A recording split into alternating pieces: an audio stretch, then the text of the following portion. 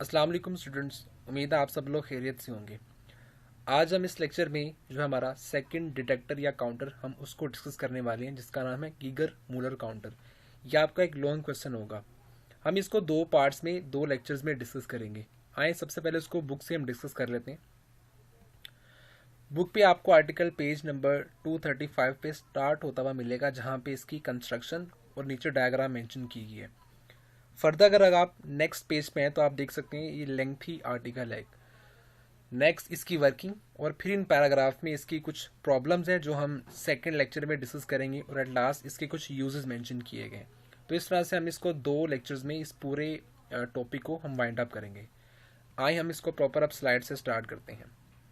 तो Geiger Muller counter, सबसे पहले अगर आप इसकी डेफिनेशन में आते हैं तो हम जानते हैं एक डिवाइस है जो डिटेक्ट करेगी आयोनाइजेशन रेडिएशन, और ये जो रेडिएशन होगी ये प्रोड्यूस करेगी एक काउंट। तो इसका मतलब है आज हम रेडिएशंस को डिटेक्ट तो करेंगे, साथ ही साथ उन रेडिएशंस की काउंटिंग भी करने वाले हैं, इसलिए हम इसको एक काउंटर का नाम देंगे। लास्ट आर्टिकल में आपने ये देखा था कि विल्सन क्लाउड चैम्बर में, वहाँ पे आपने काउंटिंग तो नहीं की थी रेडिएशंस की, बल्कि उन रेडिएशंस का जो था विजिबल पाथ आपने देखा था। और आपको याद हो उसमें भी आपने एक स्पेसिफिक गैस फिल की थी, और उस गैस में जब आयोनाइजेशन प्रोड्यूस हुई थी तो वहाँ पे कंडेंसेशन की वजह से आपको जो ट्रैक्स थे आयोनाइजिंग रेडिएशन के, वो आपको जो थे वो अपीयर हुए थे। तो आज के लेक्चर में भी हम जो है वो इन्हीं रेडिएशंस की अब ट्रैक्स तो नहीं बल्कि इनकी काउंटिंग करने वाले हैं। डेफिनेशन के बाद अगर आप इसकी हिस्ट्री में आए तो ये दो साइंटिस्ट थे। सबसे पहले आप यहाँ पे देख सकते हैं कि हैंस गीगर, तो इसने ये जो काउंटर था इंट्रोड्यूस करवाया था। इसमें कुछ इश्यूज थे और इन इश्यूज को डिफरेंट तरह से सोल्व किया जाता है, जिसको हम आगे जाके सेकंड लेक्चर में देखेंगे भी। उन इश्यूज को दोबारा से, या उसमें जो मॉडिफिकेशन थी वो गीगर और मूलर ने फिर मिलके कुछ सालों बाद की थी। तो इसलिए इस आर्टिकल का या इस जो काउंटर है उसका नाम गीगर मूलर काउंटर, यानी दो साइंटिस्ट के नेम से मिलके बना है।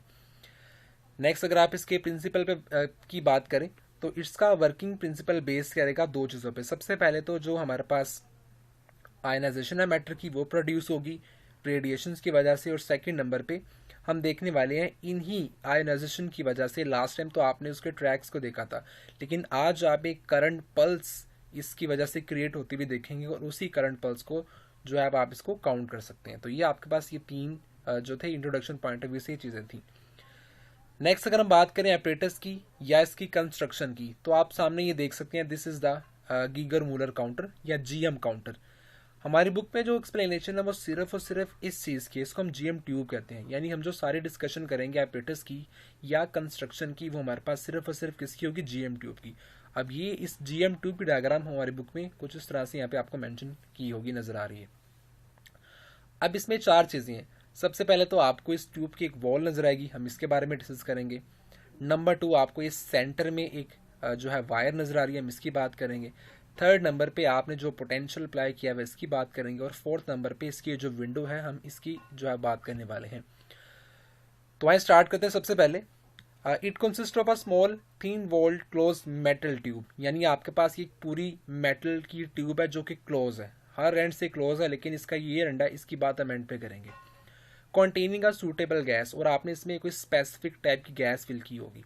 हमने जो पहला डिटेक्टर पढ़ा विल्सन क्लाउड चैम्बर, वो भी एक उसका जो वर्किंग प्रिंसिपल था वो भी एक गैस की आयनाइजेशन पे बेस कर रहा था। आज जो हम गीगर मूलर काउंटर पढ़ रहे हैं उसका जो प्रिंसिपल है वो भी गैस की आयनाइजेशन पे ही बेस कर रहा है।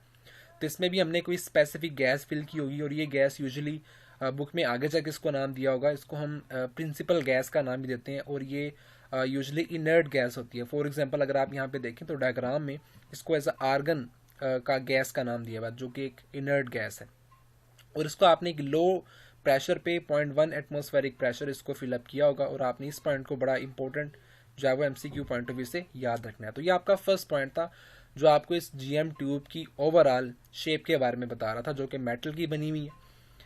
नेक्स्ट अगर आप बात करें तो आपने देखा था यहाँ पे जो आपने एक वॉल बनाया था, अब इस वॉल में से एक वायर को इंसर्ट किया था, जैसा कि आप यहाँ पे देख सकते हैं इस पूरी ट्यूब में एक वायर होगी। अब इस वायर का और ट्यूब का आपस में कोई इलेक्ट्रिकल कनेक्शन नहीं होता, सो इसे पढ़ते हैं a thin wire insulated from surrounding tube. अब इस वायर का सराउंडिंग ट्यूब के साथ कोई कनेक्शन नहीं है। In the centre of the tube, और ये ट्यूब के सेंटर में होगा, which serves as a anode, और आप इस पे पॉजिटिव पोटेंशियल देंगे और ये एनोड का काम करेगी। जबकि इसकी जो पूरी बॉडी है आप जानते हैं इसका कोई कनेक्शन नहीं है, इसका हमने एक अलहदा से कनेक्शन होता है बैटरी के साथ। तो पूरी जो इसकी बॉडी है उसको नेगेटिव चार्ज दिया जाता है या नेगेटिव पोटेंशियल से जोड़ा जाता है, और जो सेंट्रल वायर होती है उसको आपने पॉजिटिव पोटेंशियल के साथ जोड़ा होता है। तो इसलिए जो सेंट्रल वायर है ये एनोड का काम करेगी, और जो इसकी पूरी बॉडी है वो कैथोड का काम कर रही होगी। थर्ड पॉइंट में, तो the applied voltage produce a strong electric field in that tube.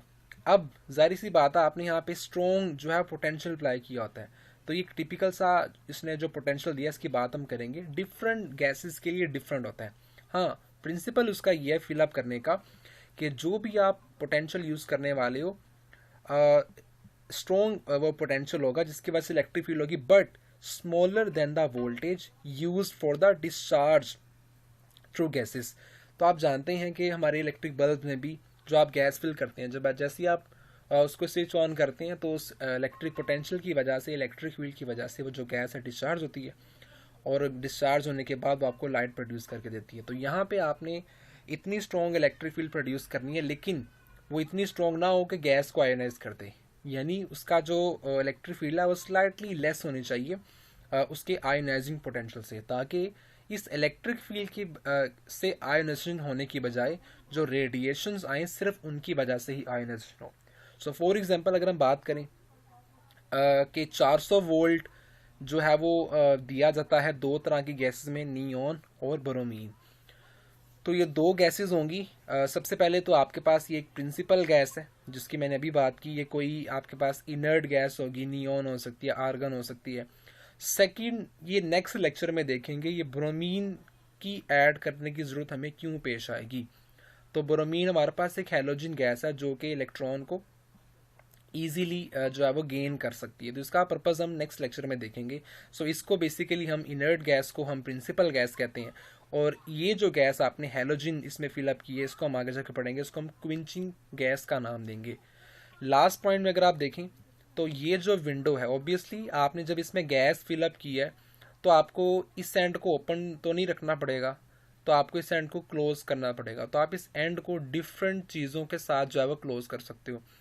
आप इसको एक पेपर के साथ क्लोज कर सकते हो, आप इसको एक ग्लास के साथ, जैसा कि आप माइका की बात उसके साथ क्लोज कर सकते हो, आप इसको मेटल के साथ भी क्लोज कर सकते हो। लेकिन हमारे apparatus में हमने इसको 3 माइका विंडो से क्लोज किया। उसका रीज़न ये आपने देखा था कि जब ये रेडिएशन मैटर के साथ इंटरेक्ट करती है ना, तो आयनाइजेशन के साथ साथ इनको पेनेट्रेट करना पड़ता है।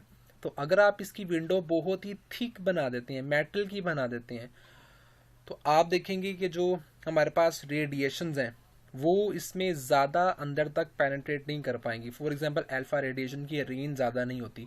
अगर आप ये विंडो बहुत ही चौड़ी रख देते हैं तो वो अल्फ़ा रेडिएशन इस विंडो के थ्रू जो है पेनेट्रेट नहीं कर पाएंगी। इसीलिए हम एक ऐसी विंडो चूज़ कर रहे हैं जिसमें अल्फ़ा, बीटा, गैमा सारी टाइप्स की रेडिएशन जो है उसमें से पेनेट्रेट कर पाएँ। तो अगर आप विंडो नहीं रखते तो उसका मतलब है फिर गैस आपकी यहाँ से जो है बाहर आ सकती। तो आपने इसको क्लोज भी रखना है और विंडो भी आपने ऐसी चूज़ करनी है जो कि थिन हो और सारी रेडिएशन उसमें से पास हो पाए। तो ये आपके पास जीएम ट्यूब का एक ओवरऑल स्ट्रक्चर था जिसमें आपने 4 चीज़ों को बेसिकली जो है डिस्कस किया है। नेक्स्ट हम आते हैं इसकी वर्किंग पे। वर्किंग में हम दोबारा से बात करेंगे सबसे पहले तो ये ट्यूब पे। तो स्टूडेंट्स आपने इसको ज़रा गौर से समझना है। पहले हम इसको समझते हैं फिर इसको देखते हैं लिखना कैसे।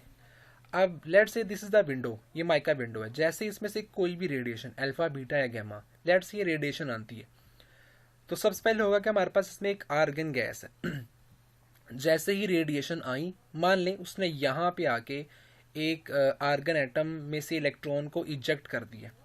लेट्स से मैंने ये जो ब्लैक डॉट है यहाँ से एक इलेक्ट्रॉन को शो किया, ये इलेक्ट्रॉन है। अब जैसे ही इलेक्ट्रॉन उस एटम में से इजेक्ट हुआ तो ये इलेक्ट्रॉन और वो जो एटम था इलेक्ट्रॉन निकलने के बाद एक पॉजिटिव आयन बन जाएगा। यानी आप सिंपल ये कह सकते हैं कि उस रेडिएशन की वजह से इस गैस की आयनाइजेशन होगी और उस आयनाइजेशन में हमारे पास उस गैस का लेट से आर्गन या नियॉन का एक पॉजिटिव आयन बन जाएगा और एक हमारे पास इलेक्ट्रॉन हो जाएगा। अब स्टूडेंट्स होगा क्या, आप जानते हैं कि आपने ये जो हमारे पास एनोड था और इसकी जो पूरी विंडो थी कैथोड थी, इनके दरमियान में एक स्ट्रॉन्ग जो है इलेक्ट्रिक फील्ड प्रोड्यूस की थी। अब उस स्ट्रॉन्ग इलेक्ट्रिक फील्ड की वजह से इलेक्ट्रॉन्स पे नेगेटिव चार्ज है, जाहिर सी बात है ये इस पॉजिटिव जो है वो एनोड की तरफ भागेंगे। अब जैसे ही ये नेगेटिव चार्ज व इलेक्ट्रॉन्स इस एनोड की तरफ जाएंगे, तो आपने पीछे मेंशन किया था इन दोनों टर्मिनल्स के बीच बहुत ही स्ट्रॉन्ग इलेक्ट्रिक फील्ड प्रेजेंट होती है। अब उस स्ट्रॉन्ग इलेक्ट्रिक फील्ड प्रेजेंट होने की वजह से जैसे जैसे इलेक्ट्रॉन नीचे आएंगे, जाहिर सी बात है रास्ते में बहुत सारे और जो आपकी गैस या आर्गन एटम्स हैं उनके साथ कोलाइड करेंगे। तो जब ये उनके साथ फर्दर कोलाइड करेंगे तो ये उनकी भी आयनाइजेशन प्रोड्यूस करना शुरू कर देंगे। यानी एक तो आयनाइजेशन वो प्रोड्यूस हुई जिसमें से रेडिएशन ने इस एटम को आयनाइज किया। अब ये जो इलेक्ट्रॉन बने होंगे उनकी वजह से फर्दर आप देखेंगे जब ये नीचे एक्सेलरेट कर रहा होगा तो बीच में और बहुत सारे एटम्स को आयोनाइज करेगा। अब ऐसे होगा ये कि group of electrons Aahista Aahista नीचे आते आते इस एनोड पे आएंगे। तो जब ये ग्रुप ऑफ एनोड इस इलेक्ट्रॉन्स इस एनोड पे आएंगे, अब इसका मैंने आगे बात की, इसका फर्दर एक कनेक्शन होता है काउंटर के साथ। और जब ये इलेक्ट्रॉन्स उस स्पेसिफिक पाथ से होते हुए वापस इस कैथोड पे आ जाएंगे तो एक सर्किट कंप्लीट होगा। तो पूरे सर्किट पे इलेक्ट्रॉन्स की वजह से करंट फ्लो होगा। जब ये करंट फ्लो होगा तो अब काउंटर जो होगा इस करंट को एज अ पल्स या एज अ वन काउंट के तौर पे काउंट कर लेगा। तो जितनी बार रेडिएशन आएंगी उतनी बार आयोनाइजेशन होगी, और जितनी बार आयोनाइजेशन होगी उस इलेक्ट्रॉन्स की वजह से फर्दर और कोलिजन होने की वजह से और इलेक्ट्रॉन्स बनेंगे और उस ग्रुप की वजह से एक काउंट प्रोड्यूस होगा। हम इस पूरी वर्किंग को दोबारा से डिस्कस करने के बाद एंड पे देखेंगे इसमें क्या इश्यूज फर्दर आते हैं हमारी रियल लाइफ में। तो जैसे कि आपने देखा ये इसमें से फर्दर इलेक्ट्रॉन्स बने थे और इलेक्ट्रॉन्स जो है वो फर्दर इसी इलेक्ट्रिक फील्ड पे नीचे जाएंगे। तो हमने बात की ये एक बहुत सारे फर्दर इलेक्ट्रॉन्स को क्रिएट कर सकते हैं। आइए इसको रीड करते हैं। The radioactive rays like alpha beta gamma if enters a GM tube creates ions. तो जब ये रेडिएशन आई उसने एक आयन प्रोड्यूस किया और एक free electron in the gas through the successive collision with the atoms of the gas. So इस radiation ने गैस के एटम के साथ कोलिजन किया जिससे उसने एक इलेक्ट्रॉन और एक जो है वो पॉजिटिव आयन बना दिया। अब ये आपने गौर से सुनना है। The electrons are accelerated so strongly towards the central positive wire. ये जो इलेक्ट्रॉन्स थे इस सेंट्रल पॉजिटिव वायर की तरफ एक्सेलरेट हुए थे। That they further strike the gas atom. तो जब ये नीचे आएंगे तो फर्दर एटम्स के साथ ये क्या करेंगे, ये स्ट्राइक करने वाले हैं knocking of the other electrons. तो जब फर्दर ये नीचे आते हुए एटम्स के साथ जो है वो स्ट्राइक करेंगे तो वहाँ से भी बहुत सारे इलेक्ट्रॉन्स को इमिट कर देंगे। तो अब ये जो बहुत सारे इलेक्ट्रॉन्स जो कि कोलिजन्स की वजह से प्रोड्यूस हुए हैं इसको एवलांच या बुक में कैस्केड का वर्ड यूज़ किया होगा। सो कैस्केड ऑफ इलेक्ट्रॉन्स मतलब ग्रुप ऑफ इलेक्ट्रॉन्स जो है वो इसकी वजह से क्या हो जाएंगे, ये फॉर्म हो जाएंगे। तो इस पूरे पैराग्राफ को मैं एक बार दोबारा जरा अपने वर्डिंग में एक्सप्लेन करूँ कि जब रेडिएशन आई इस जो एटम है उसकी आयोनाइजेशन हुई, एक पॉजिटिव आयन बना, इलेक्ट्रॉन बना। इस स्ट्रॉन्ग इलेक्ट्रिक फील्ड की वजह से ये जो इलेक्ट्रॉन है ये पॉजिटिव टर्मिनल की तरफ जब जाएगा तो बहुत ज़्यादा इलेक्ट्रिक फील्ड होने की वजह से जाहिर सी बात है इसके बाद बहुत ज़्यादा काइनेटिक एनर्जी आएगी। तो जब बहुत ज़्यादा काइनेटिक एनर्जी इसको मिलेगी रास्ते में जितने भी गैस के एटम्स आएंगे ये इनको दोबारा से आयोनाइज करेगा और बहुत सारे इलेक्ट्रॉन्स प्रोड्यूस कर देगा। तो इस तरह के इलेक्ट्रॉन्स को हम कैस्केड इलेक्ट्रॉन्स का नाम देते हैं। अब ये इलेक्ट्रॉन्स बनने के बाद when this avalanche या cascade electrons reach the positive wire, जब ये सारे इलेक्ट्रॉन्स पॉजिटिव वायर पे आएंगे so that creates a current pulse which is detected by the counting unit such as scalar। तो जैसे कि मैंने बात की थी ये इलेक्ट्रॉन जब नेगेटिव पे आएंगे तो इसका एक पूरा सर्किट कंप्लीट होगा जिसकी वजह से एक एक्सटर्नल सर्किट में करंट फ्लो होना शुरू हो जाएगा जो काउंटिंग करेगा। अभी बहुत इंपॉर्टेंट आपका शॉर्ट क्वेश्चन रहेगा स्केलर। सो स्केलर यूनिट आपके पास एक कह लें कि पार्ट होगा इस जीएम काउंटर का जो करंट पल्स से इन रेडिएशंस की काउंटिंग या डिटेक्शन करेगा। Anyways for each particle entering the tube a pulse is recorded and in this way Geiger-Müller counter is able to count the particles that came through it। यानी जितनी बार भी radiation आएंगी उतनी बार ये सारा प्रोसेस दोबारा से रिपीट होगा और जितनी बार ये प्रोसेस रिपीट होगा उतनी बार वहाँ पे जो है वो स्केलर के थ्रू करंट फ्लो होगा और स्केलर उसको काउंटिंग करके देगा। अब इसमें प्रॉब्लम यह स्टूडेंट्स, इसको हम नेक्स्ट लेक्चर में देखेंगे कि जब ये रेडिएशन आती हैं और एक करंट पल्स क्रिएट हो जाती है। अब करंट पल्स क्रिएट होने के बाद नई रेडिएशंस की डिटेक्शन के लिए आपको गैस को दोबारा से न्यूट्रलाइज करना पड़ेगा। जैसे कि शायद आपको याद हो, हमने विल्सन क्लाउड चैम्बर में देखा था, पिस्टन को मूव करवाने के बाद आयोनाइजेशन हुई थी और रेडिएशंस के पाथ को डिटेक्ट करने के बाद आपने एक इलेक्ट्रिक फील्ड अप्लाई की थी जो क्या कर रही थी, उसको दोबारा से न्यूट्रलाइज कर रही थी। तो हम इसमें भी देखेंगे इसको न्यूट्रलाइज किस तरह से किया जाता है। तो ये था आज का हमारा आर्टिकल, जिसमें जीएम काउंटर का हमने इंट्रोडक्शन, उसका अपरेटस और उसकी वर्किंग को डिस्कस किया। आई होप आपने इसको अंडरस्टैंड किया होगा। आपसे मिलते हैं नेक्स्ट लेक्चर में। अपना